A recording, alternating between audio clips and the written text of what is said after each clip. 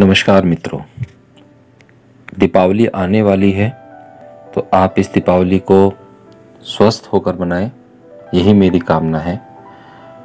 तो आज हम जो कहानी अपने सुनेंगे वो है नरक चतुर्दशी की कहानी। दीपावली को नरक चतुर्दशी भी कहते हैं क्योंकि नरकासुर ने यह विनती की थी कि उसकी मृत्यु के दिन का उत्सव हर वर्ष मनाया जाए। बहुत से लोगों को सिर्फ मृत्यु के समय ही अपनी कमियों का पता चलता है। वे अगर पहले ही ऐसा कर लें तो अपना जीवन सुधार सकते हैं, पर ज़्यादातर लोग आखिरी समय तक राह देखते हैं। ऐसे ही लोगों में एक नरकासुर भी था। अपनी मृत्यु के समय उसे अचानक पता चला कि कैसे उसने अपना जीवन व्यर्थ गंवा दिया था और अपने जीवन के साथ कितना गलत किया था। तो उसने कृष्ण से प्रार्थना की, आज आप सिर्फ मुझे ही नहीं मार रहे बल्कि उन सभी गलत चीजों को खत्म कर रहे हैं जो मैंने की, तो इसका उत्सव जरूर मनाना चाहिए। हर साल दीपावली के रूप में मनाया जाता है, पर हमें नरकासुर के गलत कामों के खात्मे का नहीं बल्कि अपने खुद की अंदरूनी गलत चीजों के खात्मे का उत्सव मनाना चाहिए, तभी एक सच्ची दीपावली होगी। नरकासुर एक अच्छे परिवार से था। कथा कहती है कि वो विष्णु का ही पुत्र था, पर यह तब हुआ जब विष्णु ने वराह जंगली स्वर का अवतार लिया था और नरकासुर में कुछ खास रुझान थे। इससे भी ज्यादा गलत उसके लिए ये हुआ कि वो मुरा का दोस्त बन गया। बाद में मुरा नरकासुर का सेनापति बन गया। दोनों ने साथ साथ बहुत से युद्ध किए और हजारों लोगों को मार डाला। तो कृष्ण ने पहले मुरा को मारा क्योंकि जब तक वो नरकासुर के साथ था तब तक नरकासुर को कुछ किया ही नहीं जा सकता था। मुरा को मारा, इसलिए कृष्ण का ही नाम मुरारी भी है। कथा कहती है कि मुरा के पास युद्ध करने की जादुई शक्तियां थीं, जिसके कारण वो इतना शक्तिशाली हो गया था कि उसके मुकाबले कोई ठहर ही नहीं सकता था। मुरा को खत्म कर देने पर नरकासुर को सिर्फ मारना एक औचित्य मात्र था।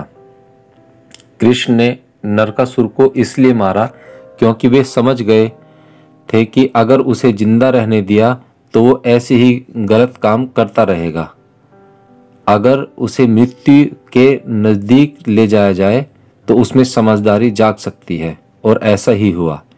मृत्यु के समीप पहुंचने पर नरकासुर को अचानक समझ में आया कि अपने जीवन में उसने बहुत सारी खराब चीजें इकट्ठा कर ली थी। तो उसने कृष्ण ने कहा, आप मुझे नहीं मार रहे बल्कि मेरी सारी खराब चीजों को ले जा रहे हैं। ये तो एक बहुत अच्छी बात है जो आप मेरे लिए कर रहे हैं। सभी को यह मालूम पड़ना चाहिए। उन्हें उन सभी गलत चीजों के खात्मे का उत्सव मनाना चाहिए जो मेरे अंदर थी। अब इस समय मुझे एक नया प्रकाश मिला है और मुझे ये प्रकाश सबको देना चाहिए, इसलिए ये प्रकाश का त्योहार हो गया। इस दिन सारा देश प्रकाशमान हो जाता है। अपनी सब खराब चीजें आप जला देते हैं और ये कुछ करना अच्छा है। नरकासुर को तो कृष्ण ने कहा, मैं तुम्हें मारने वाला हूँ, पर आपको ऐसा नहीं करना नहीं कहेगा। आप बस मर जाएंगे, ऐसा हो सकता है। जब जीवन खत्म होता है, यानी जब आपका मृत्यु का पल आ जाता है, तो वो आपको नहीं बताता। इसलिए दीपावली हमें याद दिलाती है कि आप जागरूकता के साथ मर सकते हैं और एक जागरूक जन्म ले सकते हैं। आपको इसके लिए राह देखने की जरूरत नहीं है कोई आकर आपको मारे। हमें नहीं पता कि कोई पुरुष, स्त्री, बैक्टीरिया, वायरस या कोई कोशिकाएं कौन आपको मारने वाला है। कोई तो ये करेगा ही। बेहतर होगा कि आप खुद को और दूसरों को भी नरकासुर की मृत्यु के समय आया हुआ वो विचार याद दिलाएं।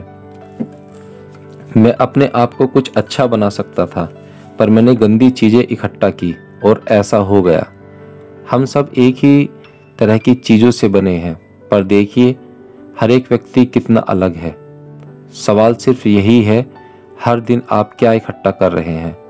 आप अपने अंदर जहर इकट्ठा कर रहे हैं और बना रहे हैं, या फिर आप अपने अंदर दिव्यता की सुगंध बना रहे हैं।